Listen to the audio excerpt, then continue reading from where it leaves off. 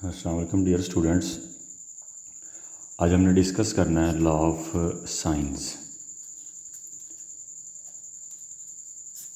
तो law of science को discuss करने से पहले हमें इसमें कुछ बेसिक आइडियाज़ की ज़रूरत पड़ेगी, जो कि ट्रिग्नोमेट्री के कुछ बेसिक आइडियाज़ हैं। पहले हम उनको डिस्कस करते हैं और उसके बाद हम अपने थ्योरम की तरफ आएंगे। तो वो जो बेसिक आइडियाज़ हैं उसमें सबसे पहले जो हमें कॉन्सेप्ट क्लियर होना चाहिए वो है एंगल का। एंगल क्या होता है? हमें पता है कि अगर दो रेज़ एक पॉइंट्स पर मिलती हैं तो वहाँ पर एंगल बनता है। लेट ये पॉइंट ओ है, ये एक रे हम ले लेते हैं जो कि रे होगी ओ ए, और ये एक रे है जो कि रे बनाएगी ओ बी। और हमें पता है कि जो हम एंगल पॉजिटिव लिया जाता है वो काउंटर क्लॉकवाइज डायरेक्शन में लिया जाता है। तो ये ए से बी पे हमारे पास यहाँ पे एंगल बन रहा है। इस एंगल को हम लेट कर लेते हैं कि ये एंगल है थीटा। तो एंगल काउंटर क्लॉकवाइज में है, तो जहाँ से एंगल की स्टार्टिंग हो रही है उसको हम कहते हैं इनिशियल साइड, या इसको हम इनिशियल आर्म भी कह देते हैं। और जहाँ पे एंगल एंड हो रहा है इसको हम कहते हैं फाइनल साइड, या इसको हम फाइनल आर्म भी कह देते हैं, या इसको हम टर्मिनल साइड भी कह सकते हैं, और इसको टर्मिनल आर्म भी बोला जाता है। और जिस पॉइंट पर ये दोनों रेज इंटरसेक्ट कर रही हैं, इस पॉइंट को हम जो कि हमारा ओ है, इसको हम वर्टेक्स बोलते हैं। मतलब कि जब भी एंगल को हम डिस्कस करेंगे तो बेसिकली एंगल में तीन चीज़ें होंगी। एक इनिशियल साइड होगी, एक फाइनल साइड होगी, और एक होगा उसका वर्टेक्स।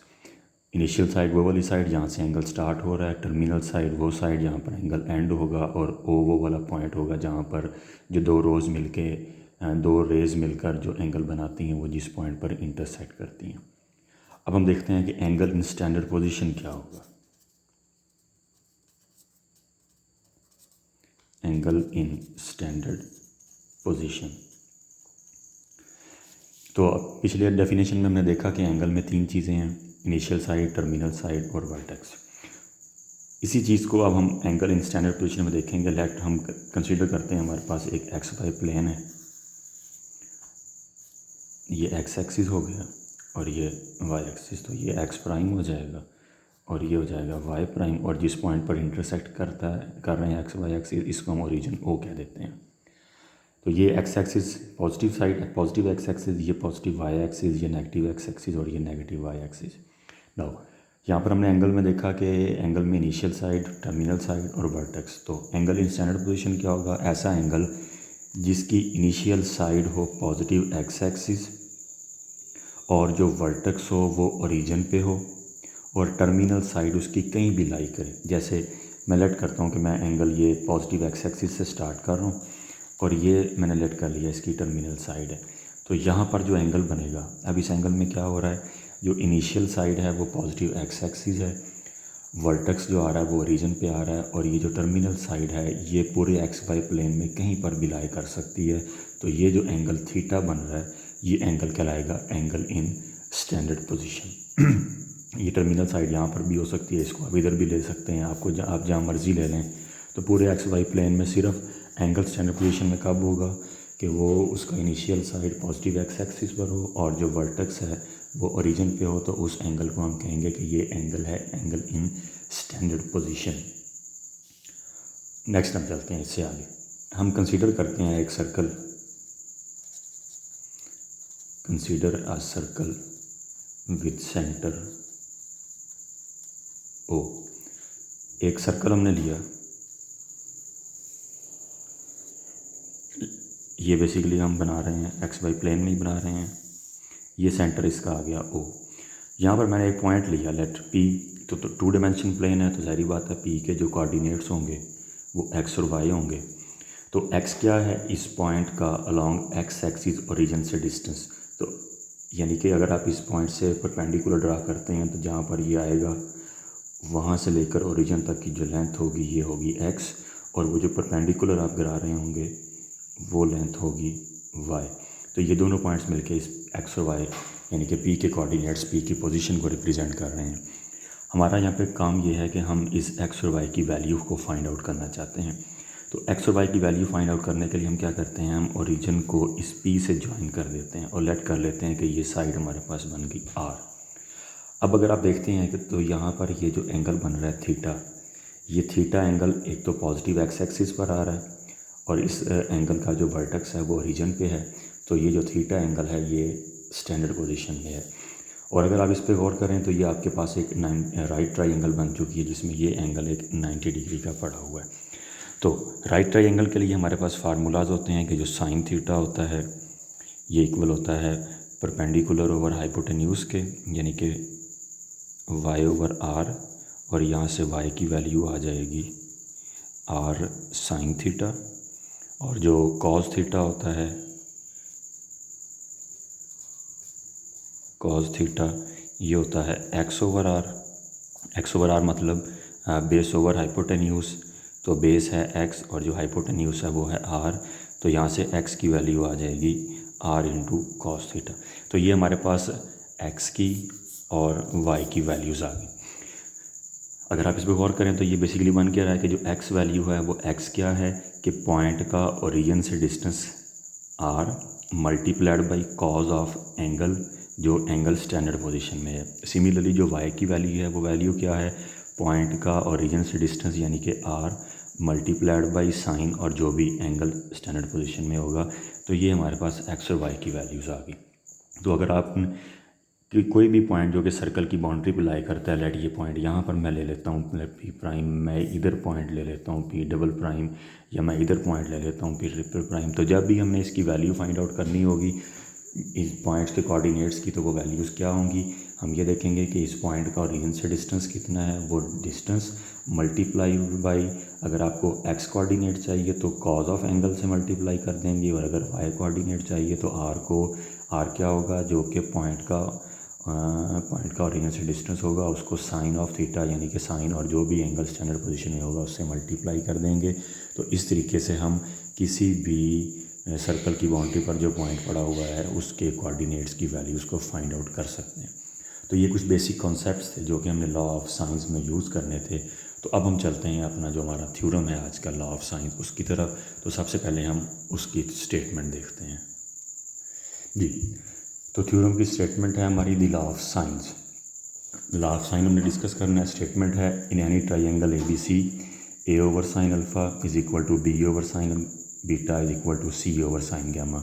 जो ए है वो ए वर्टेक्स के अपोजिट साइड होगी, और जो स्मॉल बी है ये बी वर्टेक्स के अपोजिट साइड, और जो सी है ये सी वर्टेक्स के अपोजिट साइड। ए वर्टेक्स पे जो एंगल बनेगा वो एंगल हमारा अल्फ़ा है, बी वर्टेक्स पे जो एंगल बनेगा वो एंगल बीटा है, और सी वर्टेक्स पे जो एंगल बनेगा वो गैमा है। तो थ्योरम की स्टेटमेंट भी कहीं भी ये मेंशन नहीं है कि जो ट्राइंगल होनी चाहिए वो राइट होनी चाहिए। सो हमने एक ऑब्लिक ट्राइंगल ली ए बी सी, ये ए वर्टेक्स, ये बी वर्टेक्स और ये सी। ए के अपोजिट साइड को हमने स्मॉल ए कहा, बी के अपोजिट साइड को हमने स्मॉल बी कहा, और सी के अपोजिट साइड को स्मॉल सी। ए पे बनने वाला जो एंगल है ये एंगल अल्फ़ा, बी पे बनने वाला एंगल वो एंगल बीटा, और सी पे बनने वाला एंगल वो एंगल गैमा। नाउ तो इसी चीज़ को हम आगे लिख रहे हैं कि जो ए सी साइड है, left side A C of triangle A B C along positive direction of X axis with vertex A at origin. ये जो ए सी साइड है ये पॉजिटिव एक्स एक्सिस पे है, और जो ए वर्टेक्स पड़ा हुआ है वो ओरिजिन है। सो अगर यहाँ पर ए पर आप एंगल को देखें तो एंगल की इनिशियल साइड है पॉजिटिव एक्स एक्सिस, और एंगल का जो वर्टेक्स है वो ओरिजिन पे है। सो जो एंगल बनेगा अल्फ़ा जो कि बी ए सी एंगल, तो बी ए सी इस एंगल को हम रिप्रेजेंट करेंगे क्योंकि जिस एंगल को आपने मेंशन करना हो वो जिस वर्टेक्स से बनता हो वो दरमियान में लिखा जाता है। सो बी ए सी एंगल का नाम होगा, और ये एंगल होगा स्टैंडर्ड पोजीशन में। क्योंकि इसकी जो इनिशियल साइड है वो पॉजिटिव एक्स एक्सिस पर है और जो वर्टेक्स है वो ओरिजिन पे है। तो जो एंगल होगा बी ए सी वो स्टैंडर्ड पोजीशन में होगा। ए बी साइड की लेंथ को हमने ऑलरेडी सी का हुआ है, और जो बी ए सी एंगल है अल्फ़ा। हमें अब चाहिए कि ये जो बी कोऑर्डिनेट बी है वर्टेक्स, इसके हमने कोऑर्डिनेट्स निकालने हैं। Then the coordinates of B are, B के कोऑर्डिनेट्स हमें चाहिए। तो हम क्या करते हैं, हम यहाँ से अपनी आसानी के लिए छोटी सी पिक्चर को अलग कर लेते हैं। हमें ये बी के कोऑर्डिनेट चाहिए, तो सिर्फ ये जो बी लेंथ वाली साइड है हम सिर्फ इसको लेते हैं। ये हमने बी लेंथ वाली साइड ले ली। अब ए बी लेंथ सी के इक्वल है, और जो एंगल यहाँ पर बन रहा है ए पर वो एंगल है अल्फ़ा। तो हम क्या करते हैं, हम ए को सेंटर मान के ये जो सी लेंथ है इस लेंथ के रेडियस का एक सर्कल ड्रा कर लेते हैं। अब जब हमने सर्कल ड्रा किया तो क्या हुआ कि ये जो बी है ये पॉइंट सर्कल की बाउंड्री पर आ गया। हमें इस बी के कोऑर्डिनेट्स चाहिए।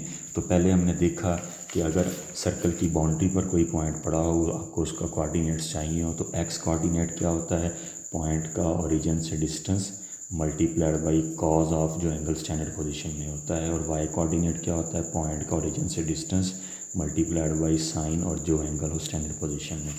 तो अगर आप इस फिगर में देखते हैं तो जो पॉइंट का ओरिजिन से डिस्टेंस आ रहा है वो है सी, और जो एंगल बन रहा है ए पर स्टैंडर्ड पोजीशन में वो एंगल है अल्फ़ा।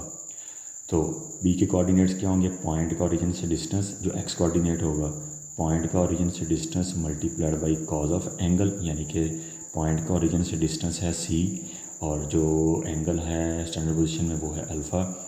तो एक्स कोऑर्डिनेट बन जाएगा इसका C cos alpha. Similarly Y coordinate क्या बन जाएगा, पॉइंट का ओरिजिन से डिस्टेंस जो कि सी है multiplied by sine of angle यानी कि साइन अल्फ़ा। तो बी के कोऑर्डिनेट आ गया सी कॉज अल्फ़ा सी साइन अल्फ़ा। तो ये कोऑर्डिनेट्स हमें बी के तब मिल रहे हैं जब हमारा जो ओरिजिन है वो ए पर है। तो नेक्स्ट हम क्या करते हैं, हम इस ओरिजिन को ए से यहाँ सी पर शिफ्ट कर देते हैं। ठीक, हमने क्या किया, हम ओरिजिन को ए से सी पर लेके आ रहे हैं। ये हमारा ओरिजिन अब सी आ गया। तो हम देखते हैं कि ये वाला एंगल कितना होगा। अब अगर आप इस लाइन से यहाँ तक आगे एंगल निकालते हैं तो ये एक सेमी सर्कल बनता है। सर्कल में 360 डिग्री होते हैं, तो सेमी सर्कल में हाफ हो जाएगा यानी कि 180 डिग्री, यानी यहाँ से लेके यहाँ तक एंगल है 180 डिग्री, और ये अंदर वाला एंगल है गैमा। तो ये जो बाहर वाला हो जाएगा ये हो जाएगा 180 माइनस गैमा।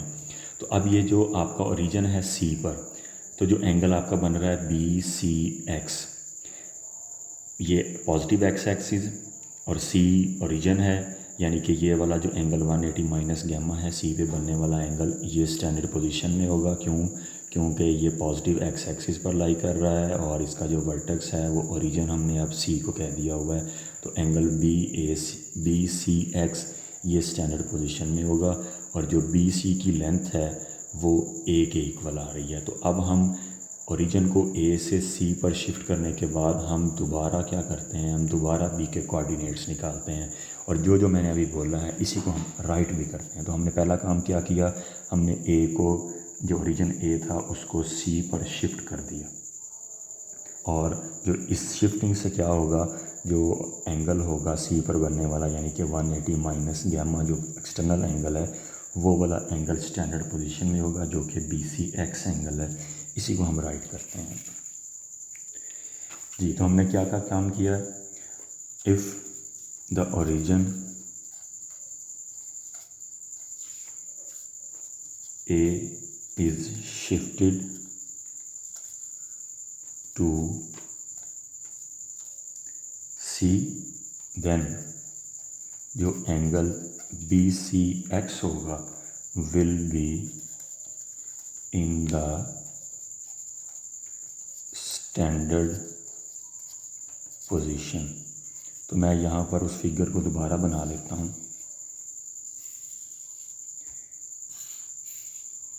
ये हमारा ए वर्टेक्स था, ये बी था, ये सी, ए पर एंगल था अल्फ़ा, बी पर एंगल बीटा, सी पर एंगल गैमा, ए के अपोजिट साइड स्मॉल ए, बी के अपोजिट स्मॉल बी, सी के अपोजिट स्मॉल सी।